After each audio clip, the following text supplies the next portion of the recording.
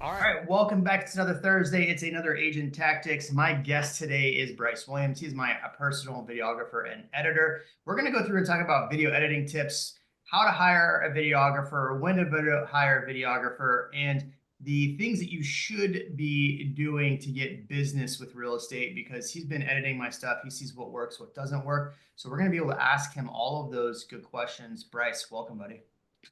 Awesome. Jeremy, thanks for the intro, man. Well, Appreciate I appreciate you. Now, you've been editing both my YouTube, so my long form content for a while. You've Mhm. been editing all the short form stuff people see. Yep. Of the content that we were putting out, what's the most fun for you to edit? The long form content is actually pretty fun. I would say that with long form content and just the skits and stuff that we, wind up putting in there, it's always like a good time just kind of going in and creating a story as opposed to, shorts. I would say that shorts are like designed to catch your attention and I guess just my background as being a storyteller, it's really fun to dive into all the things that are, in and around Austin and kind of dive into that storyline. So All definitely right. long term content. Mhm. Oh, and of the content that you've seen us do, what content do you think converts the most clients, or what? I mean, because look, you're in the market to buy a home right now. If you were gonna follow a realtor and hire a realtor, would it be from short form content, or would it be from long form? That's a really good question. I think that, both work, obviously. I would say that, when I'm editing, it's funny because in the videos you say, hi, Kate, sometimes, and that's my wife. And so, she gets to hear a lot of the things that I'm editing. And so while I'm editing, she's always like, oh, like, I didn't know this about this area, or I didn't know, this neighborhood cost this much, and different things like that. And that's just me editing. I'm not even done with the video yet. And, I kind of get this lean over the shoulder of just like, oh, I want to find out more. And so I feel like long form content really kind of drives that curiosity of I want to find out more. And so, a lot of the long form content that we've done, especially with listing videos, I would say that we dive into the area, we dive into what's around the community, and then we do like a walkthrough of the house. And so there's so much to kind of explore and learn, I think. And that's the, I guess, the beauty of what I would sell me as a buyer is just like, oh, okay, I know not just what the house looks like, because you can fall in love with the house and not fall in love with the neighborhood. And so I think that that's like really important to showcase as a consumer. Love it. I love it. Um, we're going to get to video editing tactics here in a minute, but a lot of the questions I normally get when people ask me about hiring a videographer or doing content is number one, how do I hire a videographer? So before we ask that question, at what point should a real estate agent start considering a videographer? It's really when you've established like what who you're talking to, and what kind of content drives your sales and stuff like that. And so when you have that figured out, I mean, it's, you can hire a videographer at all stages, but I think that when you know what converts, what content converts and stuff, it's definitely something that you can now invest in to get the results that on a higher, on a higher level. So yeah, I would say that there's, you can hire at all levels, but when you're, I guess, wanting that quality and quantity, like Jeremy was saying, then I would say that definitely hiring is a good option, because there's a lot of things that you can do without a videographer. But when your sales are kind of getting overwhelming, and you're trying to manage the content and you're trying to manage like all of your growth in your business, then I would say definitely it's time to like scale and find somebody that can help you take that load off your plate. I totally agree. And I think you made a really good point there that I'm glad you made was that until you know who you're talking to, it's the big thing that we talk about on here a lot is who are you talking to?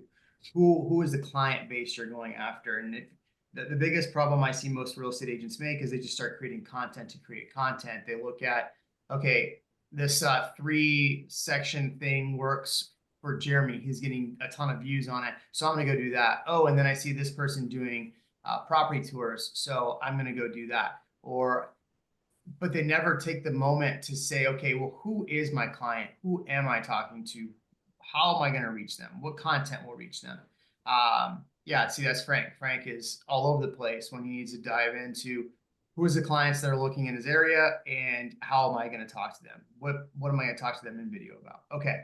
So, all right, we've decided that we're going to be targeting buyers or sellers in the Austin area, people that are traveling from mainly California or different areas. They're wanting good information, right? That's who our client is.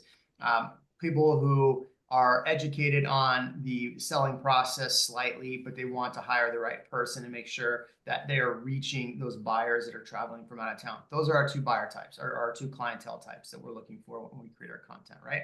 So now I got to go hire a videographer. Now, I found you off of Wise Hire, but what are the different ways that people can go start finding a videographer?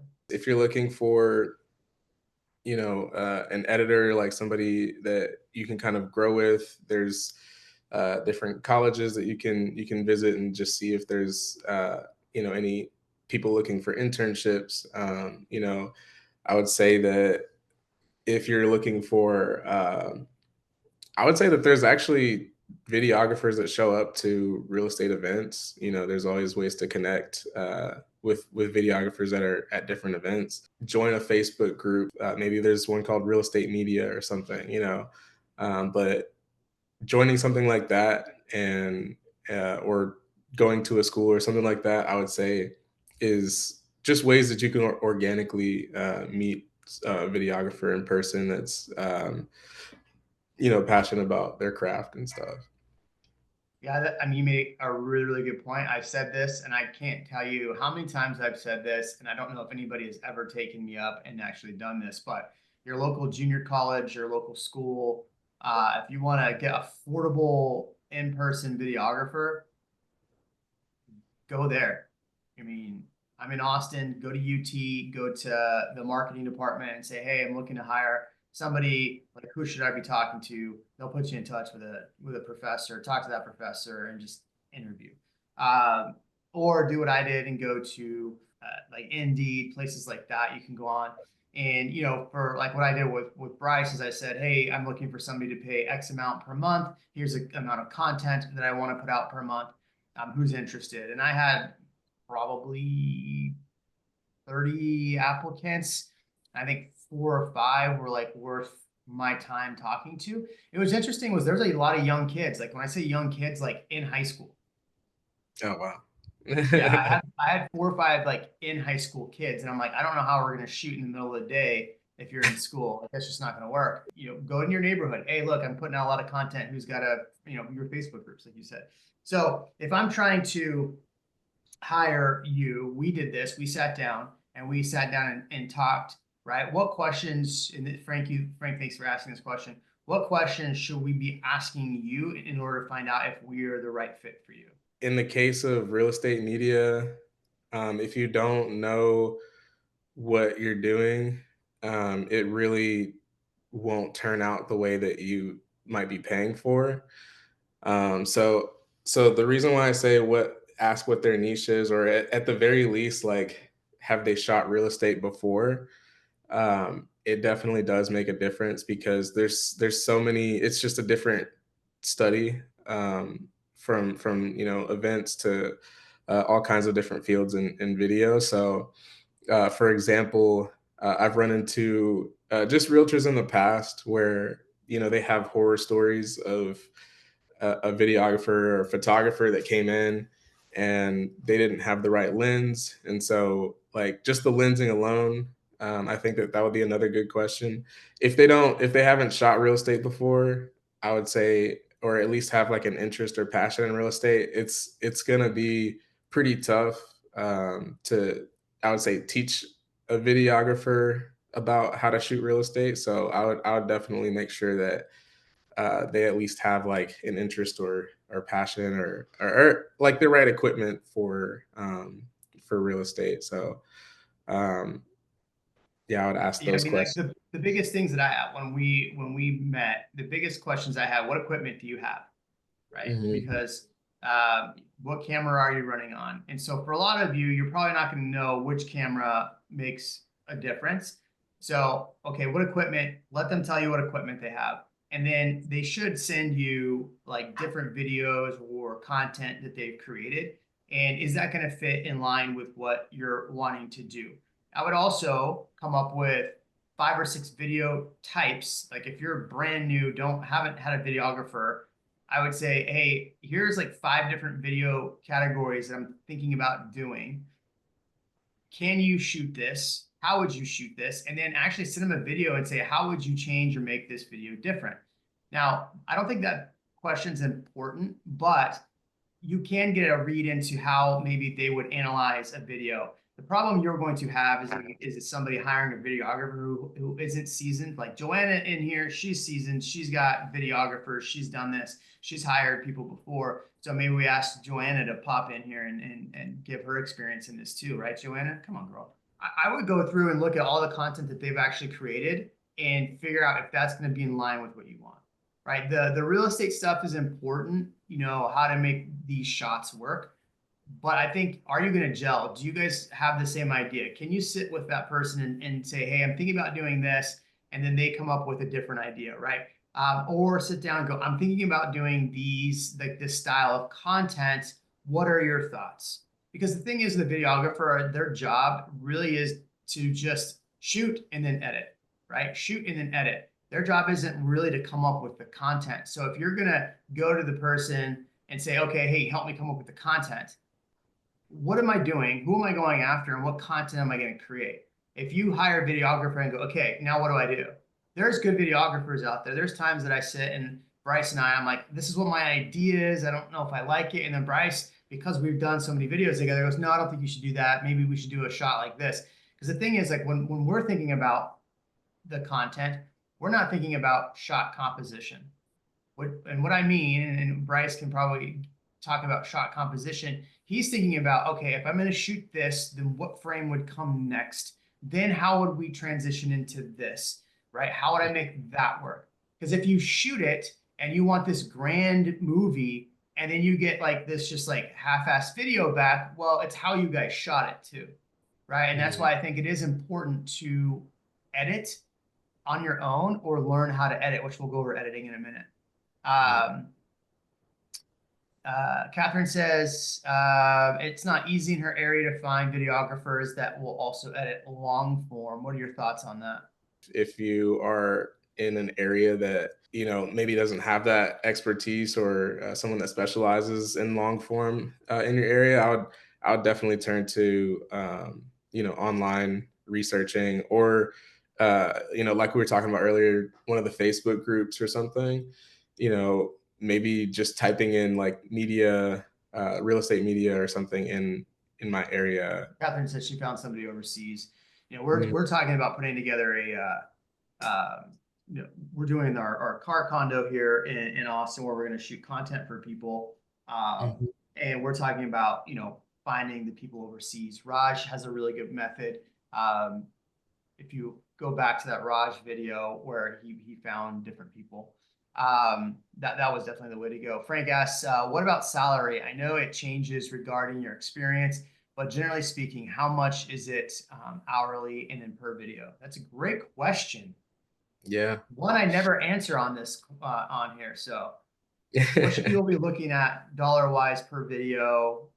Frank, hey, real quick, are do me a favor, real so it'll help us with this. How many videos per month are you looking at putting out? How many short and how many long form? If you can put that in the comments while Bryce comes up with his answer. What I've experienced is it really depends on the market in each city. I don't know if everybody's from Austin, but I would say that I would really like kind of ask like two or three different people in your area, just around the cost. What I've seen and done in the past is that there are things that require low production level, and that's stuff that you can turn over in less than a week. And then there's mid-tier level productions where it's like it's more interactive, and you have different graphics. So it's kind of like a wide question. 20 to 25 reels a month. Mm. Long form, eventually maybe 5 to 10 per month. 5 to 10 long form per month. All right. That's what I'm talking about. So That's if we're dope. doing 20 to 25 minute to 2 minute videos, and let's just say 5 long form 10-15 minute videos, what would be like the going rate? What should somebody expect? Including long form, I would say close to five, anywhere between 5 to 6 a month, 5 to 7 a month. He's also talking Austin prices, so Baton Rouge might be a little bit cheaper, Joanna. So you got to find somebody there. Yeah, the Austin market's pretty expensive. I could imagine Catherine in Boston's going to probably pay a little bit more for a videographer.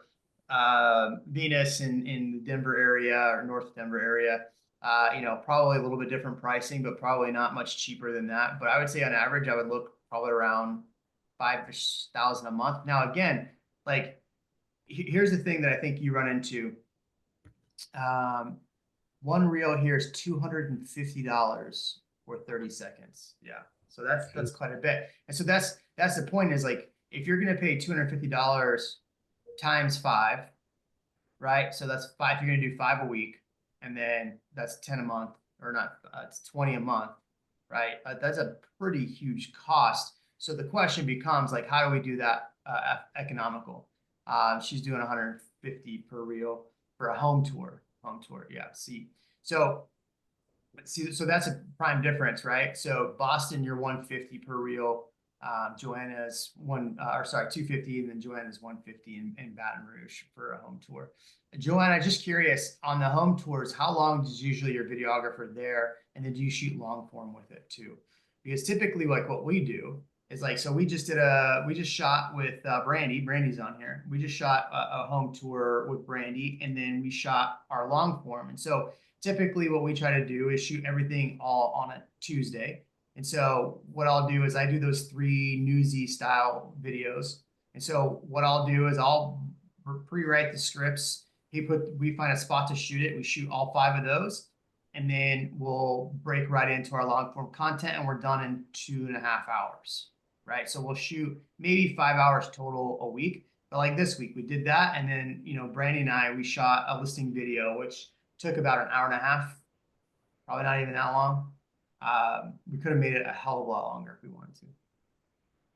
So, It any takes more questions about? Go ahead. it takes me about an hour and a half, and we'll do short form, long form. We'll do multiple things in that time, about an hour and a half. Now, Joanna, when you do that, does your videographer already have like what you're gonna do, or are you coming up with the content?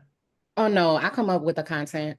So before we even get there, we already know it's gonna be 3 different styles of video, and I come up with the concept of like what I want it to be, and then he'll help like with the shots and stuff like that. Like it's best, if we do it this way. So I just give him the idea, and I already kind of have the script, and then he basically directs me.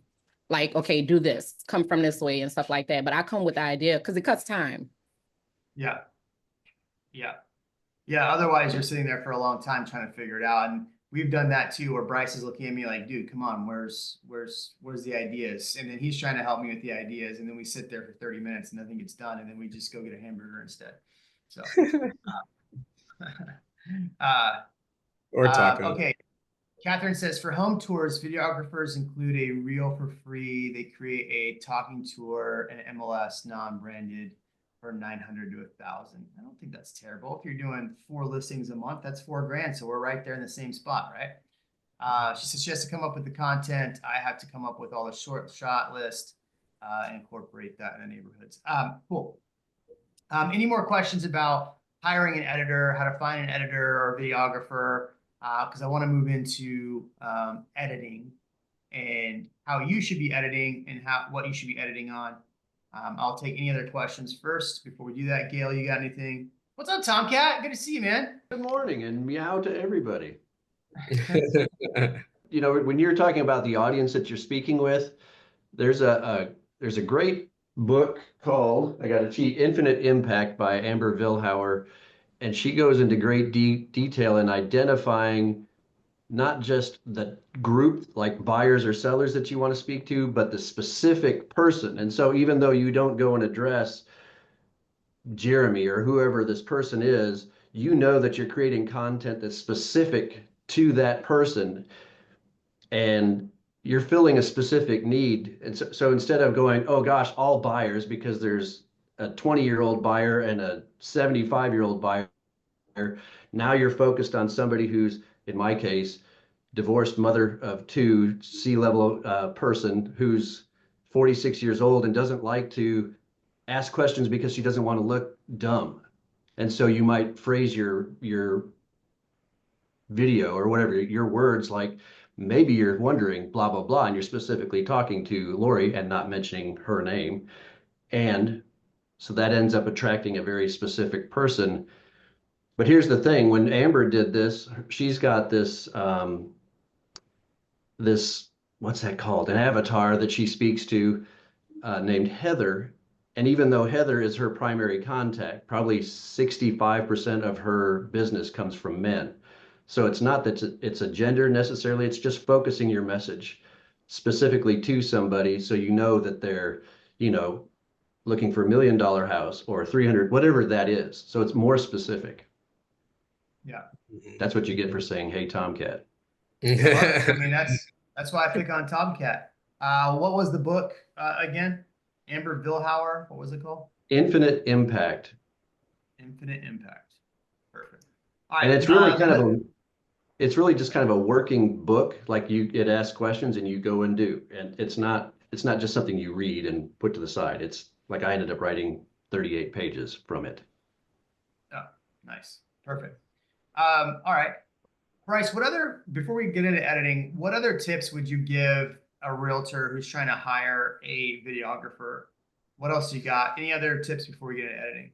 The only reason why I say at the beginning, like, you know, ask them what they're passionate about as far as real estate is because if they're passionate about like your brand and they're passionate about like growing what you offer, then I think that you're in a really sweet spot, you know, because to some it could just be another job. To others, it could be like, oh, like this is, I want to like invest in this whole like situation. So I would say that yeah, if they're passionate about it, then that's a good fit. Yeah, that's a really, really good point. I mean, there are times when we're sitting looking at videos together and, you know, when we're shooting it, like Bryce takes longer sometimes to like get this shot set up. And I always give him a really, really hard time. Like, oh, come on, dude. And like, I'm always messing with him. I'm messing with him because I know like he really does care about his craft. And so I'm just giving him a hard time because he does care, and that's kind of what you need. You need somebody who's not there just to shoot video, but that does care about how your content comes out. Because if you don't, then you're just going to get kind of generic stuff. Catherine says, "Do you have a job description that you can share when you were looking for Bryce?" I don't have. My wife would have it. I don't have it on me. But I basically just went in to it was Wise Hire and said, I'm looking to hire a videographer. I'm looking to spend this per month. I want to shoot. I want to shoot and produce. I think it was like 40-ish or something like that. Short content. Maybe it wasn't that many. 30 short content videos and 4 to 8 long form videos per month. I sell real estate basically. You can go to ChatGPT really and just like say, here's all the things I'm looking for, create a post. That would probably be the best way to do it because then it's going to be a little more personalized to you. Sound fair? Cool. All right, let's talk about editing. All right. The biggest problem I had when I started doing real estate video content was editing. I would be able to go out and shoot all of this stuff and then it would look like shit. Like it would look like just absolute garbage. I'm like, how did it look so much better on my phone or whatever? So let's start with like the basics. What equipment should I get before I start editing? What should I be shooting on? I can go into a couple of different options. I actually just talked with Brandy. Hopefully she can vouch for me, but the DJI Osmo is really helpful. I believe it's the 3 that she's shooting on now, and you know the Osmos super helpful. You can literally like shoot in real format, you can shoot in horizontal, basically both ways, selfie mode. So I would say that that's probably and it comes with microphones, I believe, as well. So if you're like, I would say if you're just trying to create content and you just want something that's under 1,000, that's great. It's a great like kit to get. It's the easiest like handheld situation where you don't have to like invest in a camera and a gimbal if you're trying to do home tours. If you're just trying to do content where it's just your face, then definitely any of the Sony Alpha series.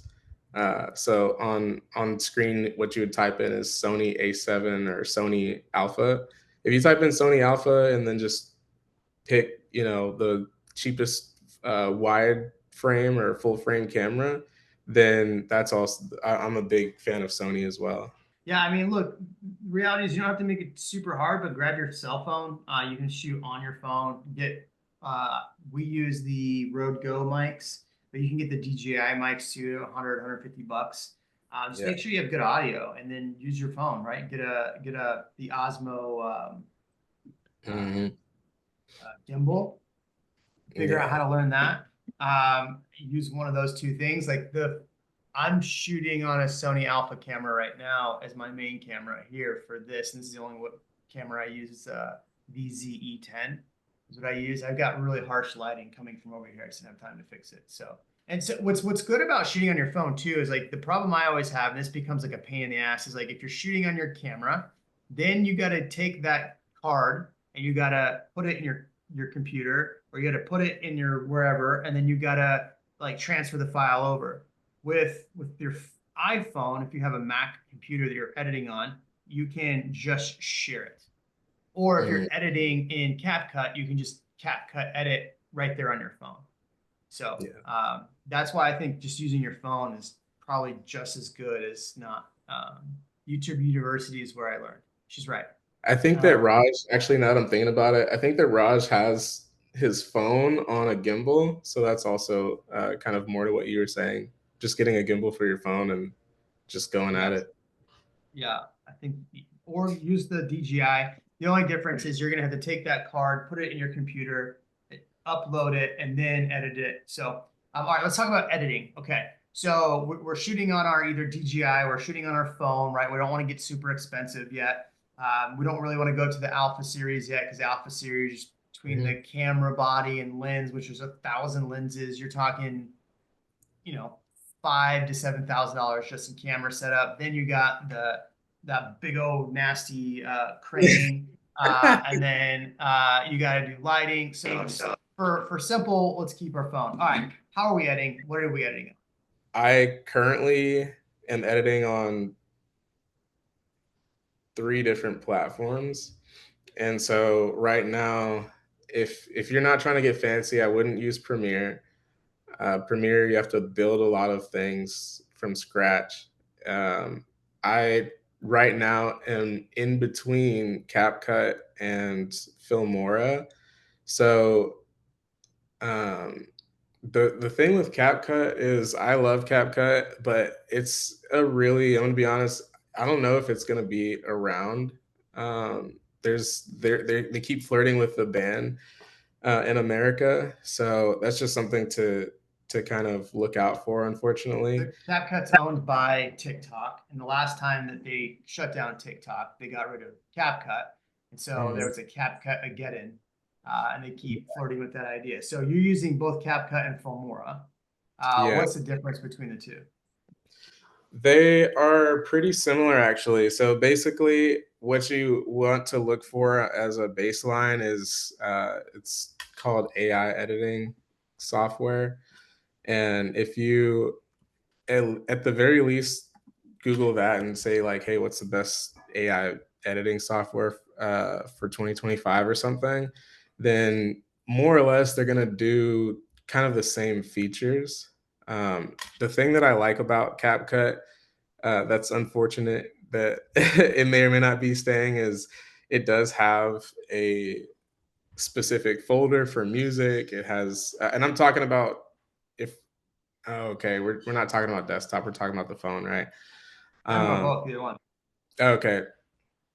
Well, if I'm talking about desktop, what I love is how much control you have over the different elements. So basically, when I compare it to Premiere, like I would have to go to a third party source to get music, like Storyblocks or something like that. I'd have to go pull B-roll from story blocks. And with CapCut, what I love is that it has a literal tab where you can click music, and then boom, you have sound effects, you have music selections, like all these different things that are just kind of like right at your fingers. And you also have a B-roll. I think they do an AI B-roll now, and so they do AI B-roll where you can type it in and it'll spit out like an image that you're looking for. Sometimes I'll use that for reels.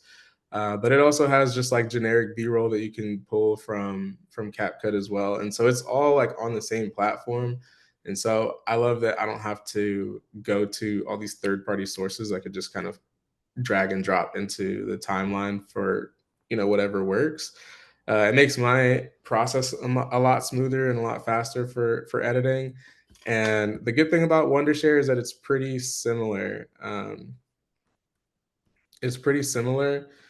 It doesn't have the same effects. It doesn't have like all the same transitions. I think that it has different things that you can do, but I would say that it lacks in just some of the AI features. So, regardless, though, it does still do the captions. It still does, auto generates captions.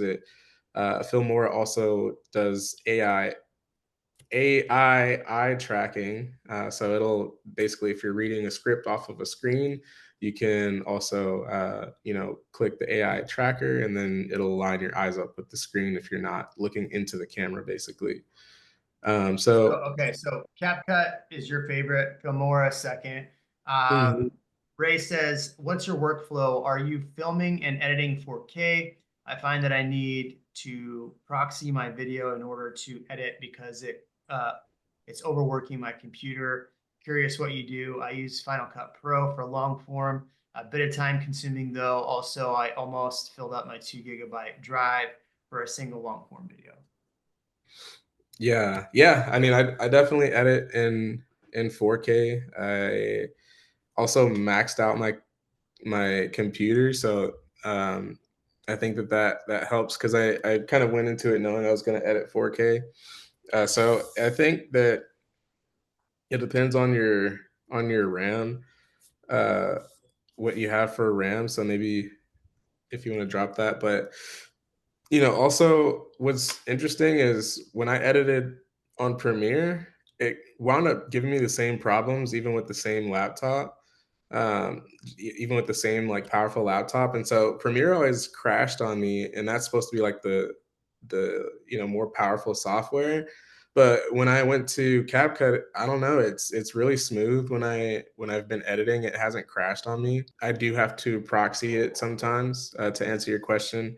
Uh, especially for long format content, I will hit proxy. I'm not sure what it looks like on Final Cut, but there's you can basically, it asks you before you even start the project if you want to proxy while you're editing, which is really helpful. What's the workaround? Just put it all onto a hard drive?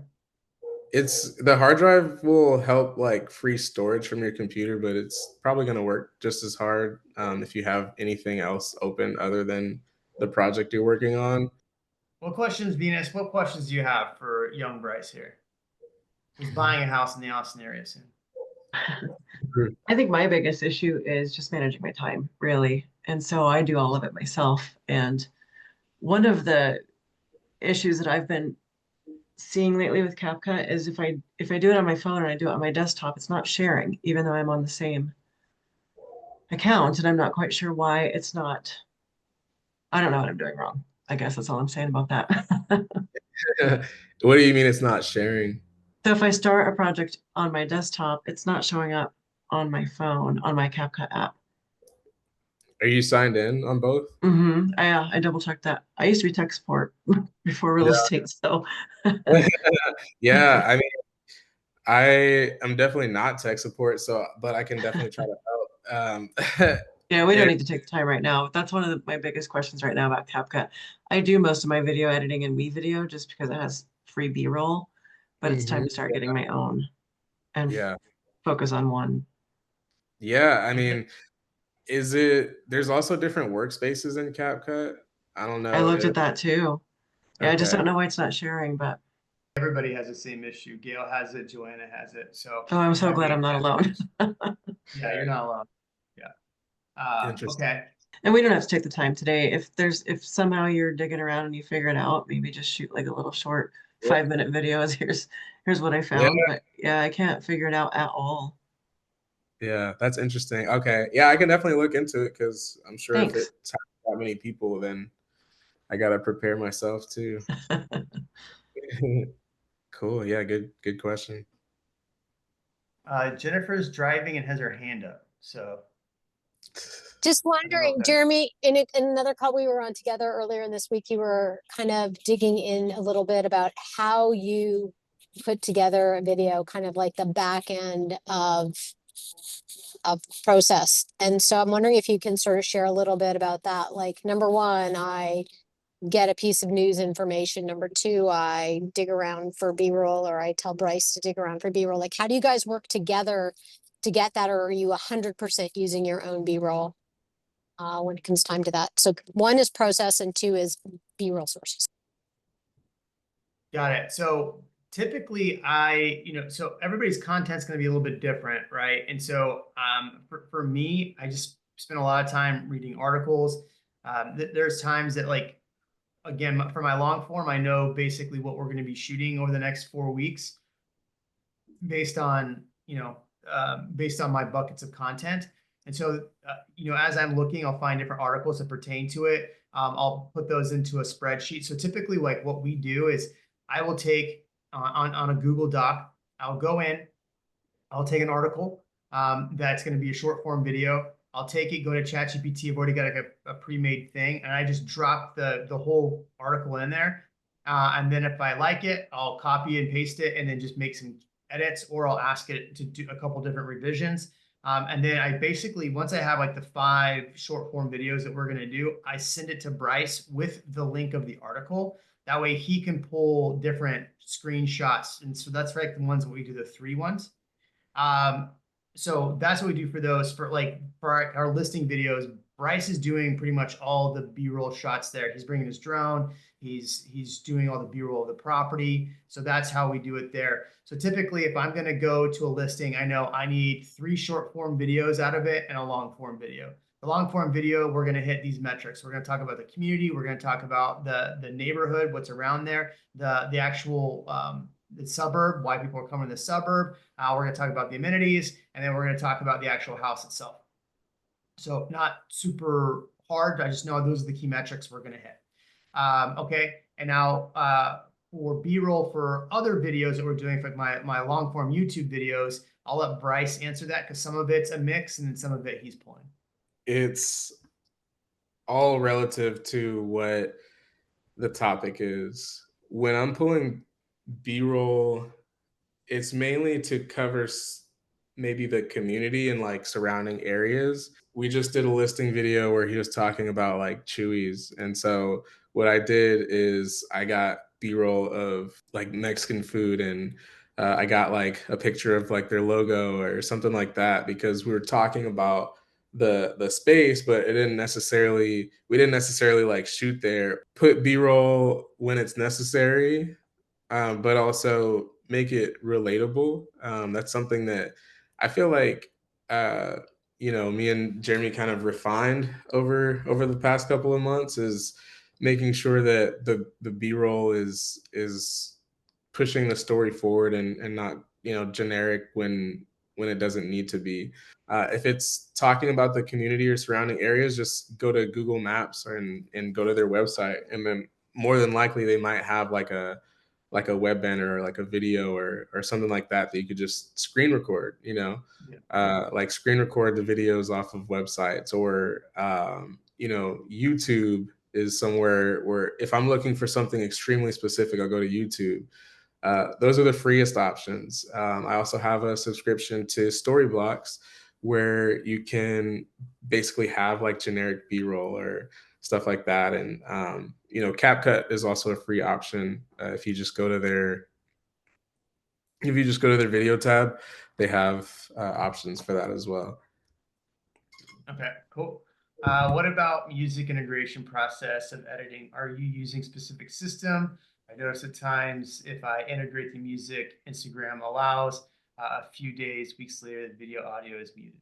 Is it happening to all of your videos? Because that would be interesting. But as far as licensing being pulled, it really is just dependent upon the artist, their label, all that other stuff. Because there's just some trending audio that it just happens, unfortunately. It's not really a you thing, but what I do for my music is I'll look at the type of video that we're trying to create first. And I'm like, okay, I try to find that what I'm trying to create on Instagram and see what trending sounds are like, making sense for that type of video. And so with YouTube, it's a little bit different because YouTube, we can't just pull anywhere. But for Reels, I'll try to just go on Instagram first, see what's trending, and then I'll create like a highlight tour reel based off of a audio that I've seen on Instagram that. Yeah, I haven't seen anything muted on our Instagram when you've done music on it. Yeah. Not that I probably pay attention to it, but I haven't seen anything muted. Catherine asked too, does Bryce go in advance to capture B-roll without you to save time? Sometimes it just depends. Like we shot a video the other day, Brandy got there before me. I showed up and then we just shot. So typically it's easiest if he can get there, do all the B-roll for the property, and then I show up. It's usually a little more time efficient. Sometimes it doesn't work that way. But all right, cool. Well, look, I got to bounce. I got a meeting here in a couple of minutes. Bryce, thank you so much for joining us. You did a phenomenal job. Thank you for everybody for jumping on as well. They cannot, if you're wanting to reach out to Bryce, he is not available. He doesn't have Instagram. He doesn't have anything. He is not available to help you. But if you go to Wise Hire, you can hire your own Bryce between $5,000 and $7,000 a month, is what we told Frank. So appreciate everybody. Thank you so much, and we will see you next week.